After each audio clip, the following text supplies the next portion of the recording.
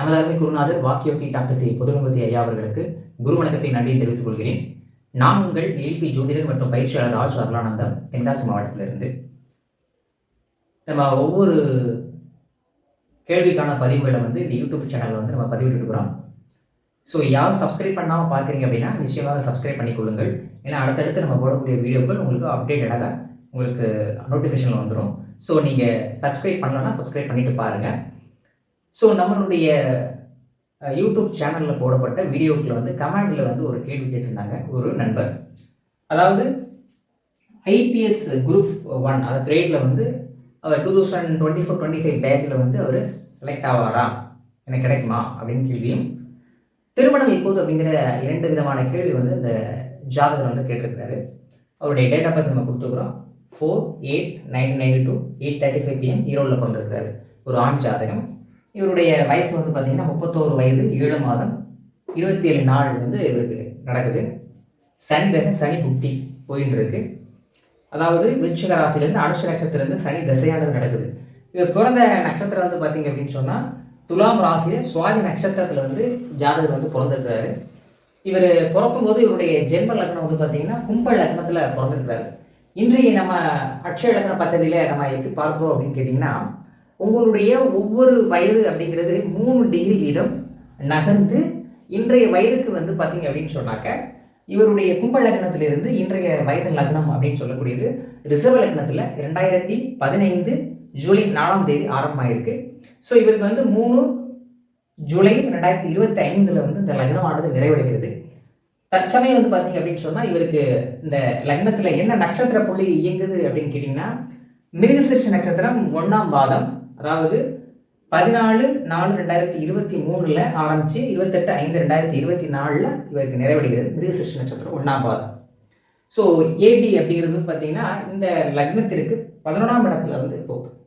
அப்போ ஒரு few minutes இந்த டைம் கரெக்ஷன்ஸ் இந்த ஜாதகத்தில் இருக்குது. சரிங்களா? சரி, இப்போ இன்னைக்கு அவருடைய கேள்வி நம்ம எடுத்துக்கிட்டோம் அப்படின்னு கேட்டிங்கன்னா, கேள்வி சரிதானா அப்படின்னா, இந்த லக்னம் எடுத்துட்டிங்கன்னா ரிஷப லக்னம். இந்த ரிஷபத்திற்கும் துலாமுக்கும் ஆதிபத்தியம் பெற்ற இந்த சுக்கிர பகவான் ஜாதகரே பிரச்சனை ஏற்படுத்தக்கூடிய ஒரு காலகட்டமாக இந்த ஏபி லக்னம் ரிஷப லக்னம் ஆரம்பிக்கும் போது ஏற்பட்டிருக்கும். ஸோ இப்போ இந்த 2 ஆதிபத்தியங்கள் வாங்கக்கூடிய இந்த சுக்கிரன் எங்கே அமர்ந்திருக்கிறார் அப்படின்னு கேட்டிங்கன்னா, இந்த ஏபி லக்னத்திற்கு 4ஆம் பாவகம் அப்படின்னு சொல்லக்கூடிய இந்த சுகஸ்தானத்தில் அமர்ந்திருக்கிறார். புரியுதுங்களா? அப்போ ஜாதகர் சுகமா இருக்கிறதே பிரச்சனை. ஓகேங்களா? வீடு, வண்டி, வாகனம், சுகம் சம்பந்தமான விஷயத்துல ஜாதகத்துக்கு என்ன ஏற்படும், பிரச்சனை ஏற்படும் அப்படின்னு சொல்லி இந்த அமைப்பு சொல்லுது இல்லையா? இவருடைய கேள்வி சரிதானான்னு கேட்டீங்கன்னா, இந்த லக்னாதிபதி சுக்கிரன் இங்க அமர்ந்து என்ன பண்ணுவாங்க கேட்டீங்கன்னா, 7ஆம் பார்வையாக இந்த 10ஆம் இடத்தை பார்வை செய்து தொழில் சம்பந்தமான கேள்வி கரெக்ட். புரியுதுங்களா? ஜென்ம லக்னத்திற்கு 4 இந்த ஜாதகத்துக்கு என்ன கேள்வி வரும் அப்படின்னு கேட்டீங்கன்னா, தொழில் சம்பந்தமான கேள்வி வருமா? கண்டிப்பாக வரும். வேலை, தொழில் சம்பந்தமான கேள்வி. ஸோ நெக்ஸ்ட் இயங்கக்கூடிய நட்சத்திரம் மிருகசீரிஷ நட்சத்திரம். இந்த நட்சத்திராதிபதி அப்படின்னு சொல்லக்கூடியவர் இந்த செவ்வாய் பகவான் பார்த்தீங்கன்னா இந்த லக்னத்துக்கு 7-12. அப்போ திருமண சம்பந்தமான விஷயங்கள் ஜாதகர் என்ன செய்யறாரு, விரயம் பண்றாரு. அப்போ திருமண சம்பந்தமான கேள்வி அப்படிங்கிறது இங்க வந்துருச்சு அப்படின்னா கண்டிப்பாக திருமண சம்பந்தமான கேள்வி அப்படிங்கிறது இங்க வந்துடுது. மிருகசீரிஷ நட்சத்திரம் 1ஆம் பாகம். டிகிரி எங்க போகும், 4ஆம் பாவத்துல 10க்கு 7. ஸோ அப்போ இந்த ஜாதகருக்கு தொழில் சம்பந்தமான கேள்வி வருதா, கரெக்டாக வருது. ஸோ இந்த செவ்வாய் பகவான் இந்த லக்னத்தில் அமர்ந்திருப்பது பார்த்தீங்கன்னா ஒரு அதிகாரம், ஆளுமை அப்படின்னு சொல்லக்கூடிய இராணுவம் சம்பந்தமான போலீஸ் துறைகள் சம்பந்தமான ஒரு துறைகளுக்கு அன்பற்ற கிரகம் யாருன்னா அந்த செவ்வாய் வருவாருனால அவர் அந்த கேட்குற கேள்வியும் ஐபிஎஸ் தான் கேட்கிறாரு. அப்போ இந்த லக்னத்தில் இந்த செவ்வாய் பகவான் உட்கார்ந்துருக்கிறது கொஞ்சம் கோபத்தன்மையும் அவசரமான ஒரு புத்தியும் ஒரு வேகத்தையும் இந்த ஜாதகத்தை ஏற்படுத்துமா அப்படின்னா கண்டிப்பாக ஏற்படுது. அது மட்டும் இல்லாமல் இந்த புறச்சூழல்கள் அப்படின்னு சொல்லுவோம் இல்லையா, அதாவது 3வது நபர், அதாவது சமூகத்திற்காகவே என்ன பண்ணுவாங்கன்னா, சமூகத்தில் ஒரு நல்ல ஒரு அந்தஸ்தில் நல்ல அதிகாரத்துவமான ஒரு பதவிகளிலேயோ ஒரு வேலை அமைப்புகளில் நான் இருக்கணுன்ற எண்ணத்தை ஏற்படுத்துமான செவ்வாய் பகவான் லக்னத்தில் கண்டிப்பாக ஏற்படுத்தும். அப்போ புறச்சூழலுக்காகவே, சரிங்களா, 2வது நபர் அப்படின்னு சொல்லக்கூடிய இந்த சமூகத்திற்காகவே இந்த ஜாதகர் செயல்படுவார். அதிகாரத்துவமான ஒரு செயல்பாடுகளை இந்த ஜாதகம் விரும்புவார், கண்டிப்பாக விரும்புவார். ஸோ நெக்ஸ்ட் பார்த்தீங்கன்னா இவருக்கு காம்படிட்டிவ் எக்ஸாம் சம்பந்தமான விஷயங்கள் நம்ம எடுத்துட்டோம் அப்படின்னு சொன்னால், இந்த ஜாதகத்தில் 3ஆம் அதிபதி அப்படின்னு சொல்லக்கூடிய இந்த ஜாதகத்தில் சந்திரன் எங்க இருக்கிறாரு, இந்த லக்னத்திற்கு 6ஆம் இடத்தில். அப்போ ஒரு முயற்சி சம்பந்தமான விஷயங்கள் ஜாதகத்தில் பிரச்சனை இருக்குதா, பிரச்சனை இருக்குது. கடந்த ரோஹிணி நட்சத்திரம் 3-4 பாதங்கள் செல்லும்போது கடந்த 4 வருஷமாவே ஜாதகர் முயற்சி செய்து பிரச்சனை ஏற்படுத்தி கொண்டுதான் இருந்திருப்பாரு. லக்னத்தில் செவ்வாய் பகவான் அமர்ந்திருப்பது வந்து பார்த்தீங்கன்னா ஒரு சாதகமான சூழலை ஏற்படும். என்னன்னா இந்த காம்படிட்டிவ் எக்ஸாம் சம்பந்தமான விஷயத்துல வந்து பார்த்தீங்கன்னா 3ஆம் இடத்தில் இந்த புதன் பகவான் அமர்ந்திருப்பது ஒரு சாதகமான சூழல். ஏன்னா 2க்கு 5க்கு ஆதிபத்தியம். அவர் விரும்பிய படிப்பு அப்படிங்கிற ஒரு விஷயத்தையும் விரும்பிய வருமானம் அப்படிங்கிற விஷயத்தை கொடுக்கக்கூடிய புதன் வந்து முயற்சி ஸ்தானத்துல இருக்கிறதுனால அது சார்ந்த முயற்சிகள் வந்து ஜாதகர் எடுக்கிறாரு, அது சம்பந்தமான முயற்சிகள் எடுக்கிறாரு. அப்ப முயற்சிக்கு இந்த புதன் சாதகமான சூழல்ல இருக்கிறாரு, நல்லா இருக்கிறாரு, நல்லா இருக்கிறாரு. ஆனா இதுல என்ன கேட்டீங்கன்னா, இந்த முயற்சிக்கு 8ஆம் அதிபதினு சொல்லக்கூடிய இந்த சனி பகவான் இங்கே அமர்ந்து இந்த 7ஆம் வகையை புதனை பார்ப்பது ஒரு சின்ன தடைகளை கடந்த காலங்களில் ஏற்படுத்திருக்குமா அப்படின்னா நிச்சயமாக ஏற்படுத்தியிருக்கும். ஸோ அடுத்து வந்து பார்த்தீங்கன்னா இந்த குரு பகவான் எங்கே அமர்ந்திருக்குன்னா இந்த சுவஸ்தானத்தில் அமர்ந்திருக்கிறார். அதாவது மிருகசீரிஷ நட்சத்திரம் 1ஆம் பாதம். ஓகேங்களா? அப்போ இந்த குரு பகவான் எங்க இருக்கிறாருன்னா அந்த வெற்றியை கொடுக்கக்கூடிய இந்த குரு பகவான் எங்க இருக்கிறாரு, இந்த லக்னத்திற்கு 8. ஸோ இங்க வந்து பார்த்தீங்கன்னா இந்த குரு பகவான் அதாவது முயற்சி வெற்றியை கொடுக்கக்கூடிய இந்த அதிபதி 8-11 ஆதிபத்தியம் வாங்கக்கூடிய இந்த குரு பகவான் எங்க உட்கார்ந்திருக்கிறார், இந்த லக்னத்திற்கு 4ஆம் இடத்தில் அமர்ந்திருக்கிறார். ஸோ அமர்ந்து என்ன பண்ணுவார்னா 10ஆம் இடத்தை பார்த்துவார். புரியுதுங்களா?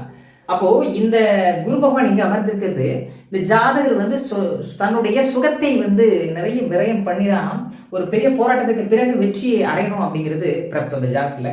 அது மட்டும் இல்லாம நட்சத்திராதிபதி செவ்வாய் குருவை பார்த்துறாரு. நட்சத்திராதிபதி செவ்வாய் இந்த குருவை பார்த்துறாரு.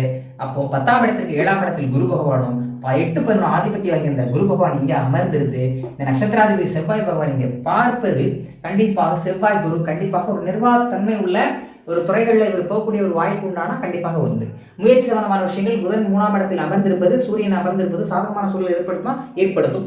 ஆனால் மிருகசீரிஷ நட்சத்திரம் 2ஆம் பாதம் செல்லும் போது இந்த லக்னத்திற்கு வந்து பார்த்தீங்கன்னா 8ல் ராகு, அதே மாதிரி இந்த சூரிய பகவான் இந்த 3ஆம் இடத்தில் அமர்ந்திருப்பது ஒரு சின்ன பிரச்சனைகளை தடைகளை ஏற்படுத்தும். இவருடைய சுகத்தை விரயம் பண்ணி இந்த காலகட்டத்தில் ஜெயிக்கக்கூடிய ஒரு வாய்ப்பை ஏற்படுத்துமா அப்படின்னா நிச்சயமாக ஏற்படுத்தும் அப்படிங்கிறத நம்ம இந்த ஜாதகத்தில் தெரிஞ்சுக்கிறோம். அடுத்து வந்து பார்த்தீங்க அப்படின்னு சொன்னாக்க இவருடைய கேள்வி என்னன்னா திருமணம் இப்போது அப்படின்னு கேள்வியிருக்காரு. ஸோ அப்போ எப்போ சாத்தியப்படும் அப்படின்னு கேட்டிங்கன்னா இந்த மிருகசீரிஷ நட்சத்திரம் 1ஆம் பாதம் அப்படிங்கிற இந்த காலகட்டத்தில் இந்த கோச்சார குரு இந்த 12ஆம் இடத்துல இருந்து அவருக்கு சில விரயங்களை ஏற்படுத்தினாலும் வெற்றியை கொடுக்கக்கூடிய இந்த 11ஆம் அதிபதி ஆதிபத்தியம் பெறக்கூடிய ஆளாகவும் 10க்கு 7ல் இருக்கக்கூடிய அந்த குரு பகவான் ஜன ஜாதகத்தில் 12ஆம் இடத்துல அமர்ந்திருந்து இந்த ஜாதகத்துக்கு நிறைய விரயங்களை ஏற்படுத்தியிருந்திருப்பாரு. ஸோ வரக்கூடிய மே மாதம் இந்த குரு பயிற்சிக்கு பிறகு இவருக்கு ஒரு நல்ல வாய்ப்பை ஏற்படுத்தும் அப்படின்னு கேட்டிங்கன்னா இந்த லக்னத்திற்கே இந்த குரு பகவான் வர்றது ஒரு சாதகமான ஒரு சூழலை ஏற்படுத்தும்.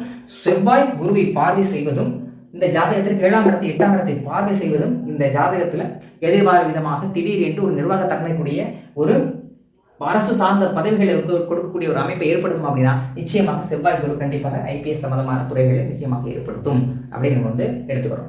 அடுத்து திருமண சம்பந்தமான விஷயங்கள். திருமணம் எப்படி இருக்குன்னு கேட்டீங்கன்னா இந்த லக்னத்திற்கு பாருங்க சனி ஏஆர்பி எங்க போகுது, சனி தசை சனி புத்தி கரெக்டாக வந்து பார்த்தீங்கன்னா திருமண சம்பந்தமான கேள்வி அப்படிங்கிறது வந்துச்சா கண்டிப்பாக வந்துருச்சு. அப்போ இங்கே தயாராக இருக்கிறாருன்னா 7-9 பாக்கியமான ஸ்தானத்தில் தான் சனி பகவான் இருந்து தசை நடத்துறாரு. அப்போ நல்ல சாதகமான ஒரு சூழலை தான் ஏற்படுத்துது. அதே சமயத்தில் வந்து பார்த்தீங்க அப்படின்னு சொன்னால் இந்த ஜாதகத்தில் 7ஆம் அதிபதினு சொல்லக்கூடிய இந்த செவ்வாய் பகவான் லக்னத்தில் இருக்கிறாரு. அப்போ பொண்ணு தேடி வருமா கண்டிப்பாக தேடி வரும். ஜாதகர் எதுக்காக விரயம் பண்ணாருன்னா இந்த ஜாதகத்தில் வந்து பார்த்தீங்கன்னா இந்த புத பகவான் 3ஆம் இடத்தில் அமர்ந்திருப்பது இந்த ஜாதக காம்படிட்டிவ் சம்பந்தமான விஷயங்களில் முயற்சி எடுத்து இந்த ஜாதக திருமணத்தை வந்து தள்ளிப்படுறாரு அப்படிங்கிறது இந்த ஜாதகத்தில் காமிக்குது. ஸோ அப்போ வந்து பார்த்தீங்கன்னா இந்த ஜாதகர் வந்து இப்போ வந்து திருமணத்துக்கு தயாராகிறாரா ஆகிறாரு. அப்போ காம்படிட்டிவ் சம்பந்தமான விஷயங்கள் அவருக்கு சாதகமாக அமையும் போது திருமண சம்பந்தமான விஷயங்களும் இந்த ஜாதகத்தில் சாதகமான ஒரு சூழலை ஏற்படுத்தக்கூடிய ஒரு காலகட்டமாக இருக்கிறதுனால இந்த ஜாதகருக்கு இந்த மே 1ஆம் தேதிக்கு பிறகு வரக்கூடிய இந்த குரு பயிற்சி 2025க்குள்ள ஒரு நல்ல ஒரு வேலைவாய்ப்புகளையும் கண்டிப்பாக வந்து இந்த திருமண சம்பந்தமான விஷயங்கள் சாதகமாக அமையக்கூடிய ஒரு அமைப்பு இருக்கிறதுனால நம்ம வந்து மீண்டும் அவருக்கு ஒரு வாழ்த்துக்களை தெரிவித்து அட்சலக்ன பத்தி இதுபோல எளிமையாக நீங்கள் ஒரு பலன் எடுக்கணும்னு விருப்பப்படுறீங்க அப்படின்னு சொன்னால் கண்டிப்பாக அடிப்படை ஜோதிட வகுப்பு வந்து நம்ம அட்சலக்ன பத்தியில் வருகிற ஏப்ரல் 12ஆம் தேதி ஆரம்பமாகிறது.